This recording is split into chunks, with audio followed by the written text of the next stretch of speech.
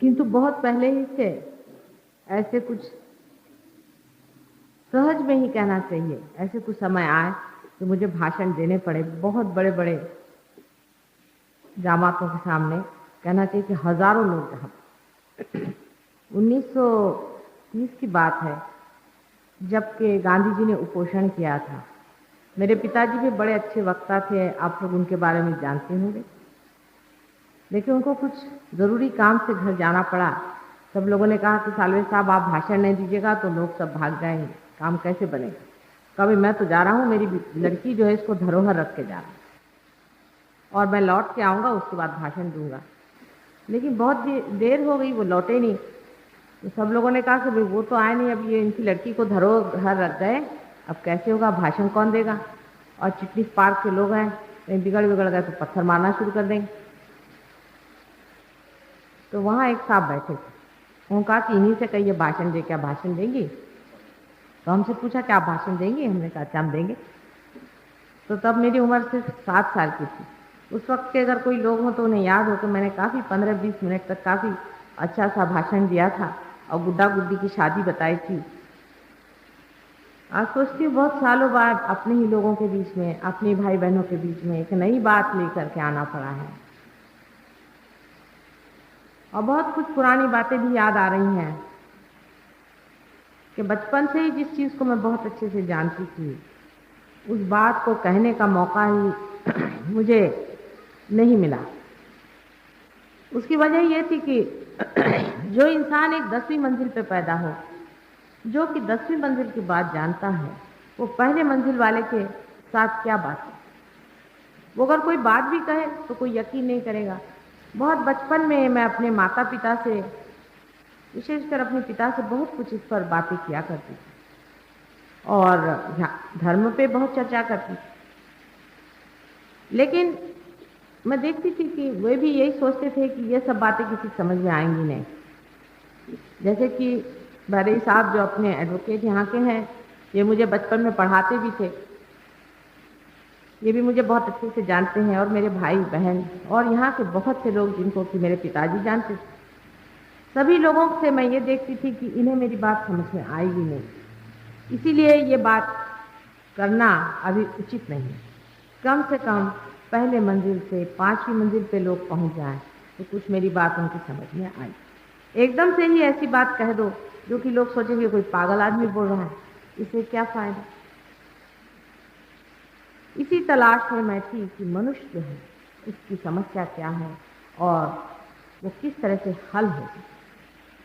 बहुत बचपन से, आपको आश्चर्य होगा कि मुझे मेडिटेशन की मेरी बचपन से बड़ी आदत है।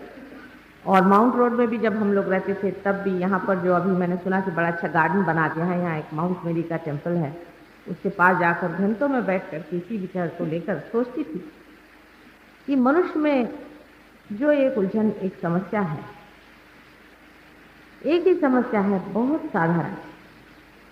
वो समस्या ऐसी है कि परमात्मा ने ये सारी सृष्टि, सारी एक लीला रचाई है, एक खेल है, एक जैसे नाटक हो रहा है और मनुष्य ये समझे बैठा है कि नाटक में बड़ा सीरियसली करना है, मुझे, मैं ही हूँ।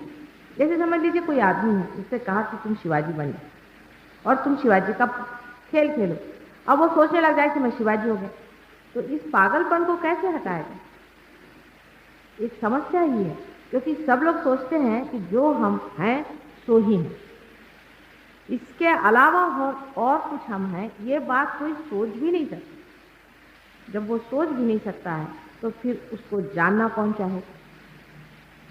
सब लोग यही सोचते हैं कि जो खेल है यही सही बात है, और अगर बच्चों से आप पूछें तो बच्चे तो सारी सृष्टि को ही खेल समझते हैं। एक बच्चा था, हमारे घर में आता था, एक दिन मुझसे पूछता है, आंटी जी आप ये डॉक्टर डॉक्टर क्यों खेल रही हैं? वो सोचते ये भी एक खेल है कि भाषण होता है, लोग आते हैं, बैठते हैं, फिर सब सत्य, वास्तविक ये सत्य है, बच्चे सत्य जानते हैं, लेकिन हम लोग असत्य को सत्य माने जाते। जैसे कि हम ये सोचे अब हम नागपुर में पैदा हो, हम नागपुर वाले हो गए, फिर हम हिंदुस्तान में पैदा हो, हिंदुस्तान वाले हो गए, फिर हम ईसाई धर्म में पैदा हो, ईसाई धर्म वाले हो। लेकिन अगर एक छोटे बच्चे से आप पूछे कि बेटे तुम कौन हो, तुम जापानी हो कि अमेरिकन हो, तो वो हैरान हो जाएगा। उसे फिर तुम मुसलमान हो कि हिंदू, तो वो और भी हैरान हो जाएगा। उससे अगर पूछो बेटे तुम कौन हो, तो ज़्यादा से ज़्यादा वो इतना ही कहेगा कि माँ मैं तुम्हारा बेटा हूँ और कौन, तुम भूल गई क्या मुझे। वास्तविकता में हम जो असलियत में मनुष्य हैं, ये सत्य को भुला करके और जो असत्य है उसे हम माने। जब अंग्रेजों ने भी यहाँ राज्य किया तो वो भी एक बड़े भारी असत्य पे थे कि हम अंग्रेज हैं, ये हिंदुस्तानी। वो भूल गए थे कि हम भी इंसान हैं, ये भी इंसान है। और ये बड़ा भारी सत्य है। ये सत्य ऐसा है कि जैसे ये एक उंगली है वैसे ही ये भी दूसरी उंगली, ये भी तीसरी, चौथी, पांचवी, सब उंगलियां एक ही हाथ की, लेकिन ये हाथ भी एक ही शरीर है। हम सब एक ही चीज में बंधे हुए हैं, ये महान सत्य है और सही बात है। लेकिन अगर ये उंगली सोचे कि मैं लगूं और ये उंगली इसको दबाना चाहे, ये उंगली इसको काटना चाहे, मेरे दांत जो हैं मेरे पाँव को काटने लग जाए, वैसी ही चीज मैं देखती थी संसार में। मुझे समझ में नहीं आता था कि लोगों से कैसे बताएं कि भाई तुम सब एक हो। इसलिए जरूरी था कि सबको ये तो महसूस हो कि इसका दर्द इसको भी लगे और इसका दर्द इससे भी लगे। तो ये क्या करना चाहिए, क्योंकि मुझे तो ये होता था, मैं जानती थी। अभी जो बारे साहब ने कहा वो बात सही है कि जब ये बम्बई आए तो मुझसे इन्होंने कहा था, रेफरेंस उन्होंने बताया नहीं, इन्होंने मुझसे कहा कि तुम इतना तुम्हें भाषण का ये है और इतनी तुम डायनामिक हो, सब कुछ है, तो तुमको तो चाहिए कि पॉलिटिकल फील्ड में आए, तुम्हारे जैसे पॉलिटिकल फील्ड में आए। मैंने कहा भाई मुझे माफ़ करो, मेरे बस का रोग नहीं। जब बहुत कुछ ये करने लगे कि मेरे दिमाग में ऐसी बातें आ रही हैं, मेरे दिमाग में ये बात आ रही कि तुम्हारे साथ तो तुम ये हो सकता है, पॉलिटिकली तुम ये कार्य कर सकती हो, तुम्हारे जैसी निष्ठुर स्त्री मिल नहीं सकती। तो मैंने कहा कि मेरे तो दिमाग में एक प्रकाश का गोला घूम रहा है। ये मैंने इनको जवाब दिया था, क्योंकि वजह ये है कि वो तो घूम रहा था बहुत दिनों से ही, लेकिन उसे मैं कैसे लोगों को समझाऊं कि ये चीज़ क्या है, जो कुछ भी मैं देख रही हूँ वो चीज़ क्या है, ये बड़ा भारी मेरे सामने था। इसीलिए मैंने थोड़ा मेडिकल की भी स्टडीज़ की कि समझ लें कि इसे इंसान क्या कहता है, इस चीज़ का क्या नाम है। उस पर मैं कल आपको बताने वाली हूँ। लेकिन यही खोजते खोजते मैं बहुत साधुओं के पास गई। किसी ने कहा तुम मेरी शिष्या हो जाओ, किसी ने कहा कुछ हो जाओ। मैंने कहा अच्छा ठीक है। हरिद्वार में भी मैं एक साधु जी थे, उनके पास बहुत दिन रही, फिर और भी बहुत सारे साधुओं के पास है। धीरे धीरे मुझे ये पता हो कि सब 420 लोग, इनको कुछ भी नहीं मालूम है भगवान भगवान के बारे में, ये कुछ भी अपने बारे में नहीं जानते, कुंडलिनी के बारे में कुछ नहीं जानते हैं। सब पैसा ऐसे ऐसे मतलब है इनको, या तो औरतों के चक्कर, सब बेकार के लोग हैं, इनमें कोई पवित्रता नहीं है, सब झूठे। मुझे तो सच्चा साधु बहुत ही विरला लगता है, बहुत ही विरला है। और जो है भी कोई एक आध दो सच्चा साधु है भी तो वो जंगलों में है।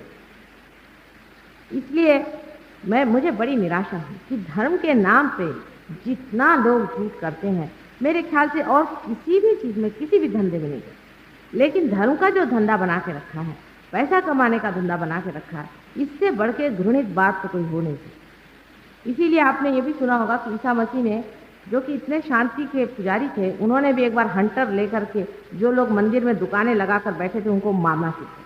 अपने यहाँ तो मंदिरों में दुकानें लगाकर जो बैठते हैं उनको तो कोई मारता पीटता है नहीं, लेकिन जो मंदिर की दुकान बनाए बैठते हैं, जो भगवान को वो रास्ते में बेच रहे हैं, और करोड़ों रुपया जिन्होंने इकट्ठा कर लिया है, करोड़ों रुपए का जिन्होंने फॉरेन एक्सचेंज कमाया, सबको बेवकूफ़ बना बना करके, और भूत विद्या, स्मशान विद्या, प्रेत विद्या आदि से उनको पागल बना करके और उनको लूट रहे हैं, इससे बढ़ के अधर्म और पाप संसार में कोई है।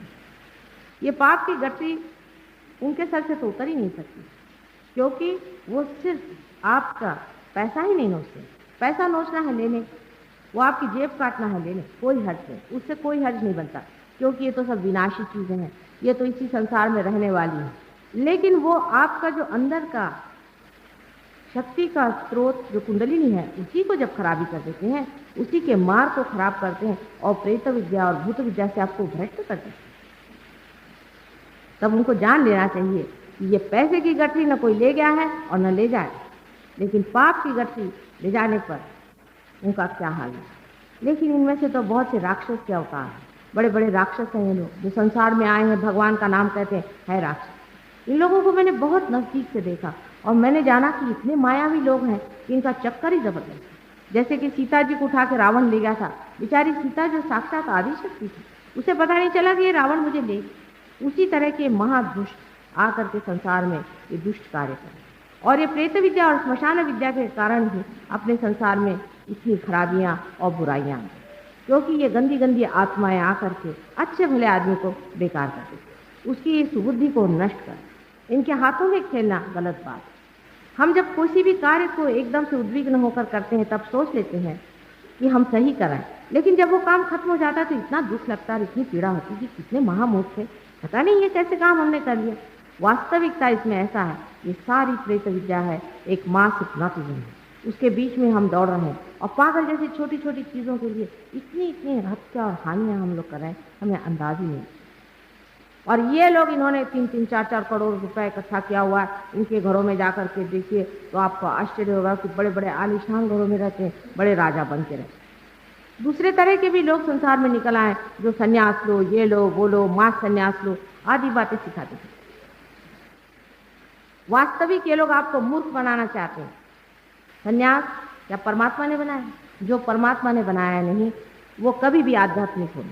न तो परमात्मा ने सन्यास बनाया, न तो परमात्मा ने कोई भी ऐसी विचित्र सी बात नहीं बनाई जो ले करके आदमी चलते। सन्यास तो अपने अंदर की चीज, बाहर की नहीं होती। एक आध आदमी होता है जो अंदर से ही संन्यास्त है, वो फिर राजघराने में बैठा रहे और चाहे वो कहीं भी बैठा है, वो संन्यास्त होता है, उसकी तबीयत संन्यास्त होती है। मैं अपने पिताजी के लिए कह सकती हूँ कि बिल्कुल वो संन्यास्त स्वभाव के, अत्यंत संन्यास्त स्वभाव के। उनका स्वभाव इतना संन्यास्त था, अभी आपको एडवोकेट साहब ने बताया है, लेकिन हमने उनको बहुत नज़दीक से देखा कि उनका दातापना की यह हद थी कि अगर उनके पास कोई भी चीज़ हो और अगर कोई पहुंच जाए, उनके पास उनकी अंगूठी भी हो और अगर कोई पहुंच जाए कि साले साहब मुझे बड़ी परेशानी है और ये हो रहा, फ़ौरन उतार के दे। एक दिन किसी ने उनसे कहा कि साले साहब क्या है, आप जिसको देखो उसको दे देते हैं, कोई पात्र अपात्र किससे सोचा करिए, ये तो सोचना चाहिए आपके भी बाल बच्चे हैं। उन्होंने कहा मेरे कौन बाल बच्चे, जिसके है वो संभालेगा। और वास्तविक यही बात, जिसके है उसी ने संभाला हुआ। उन्होंने तो आप जानते हैं कि एक पैसा भी हम लोगों के लिए छोड़ा नहीं था और न ही किसी के लिए उन्होंने कहीं विल बनाई। ऐसा आदमी भी संसार में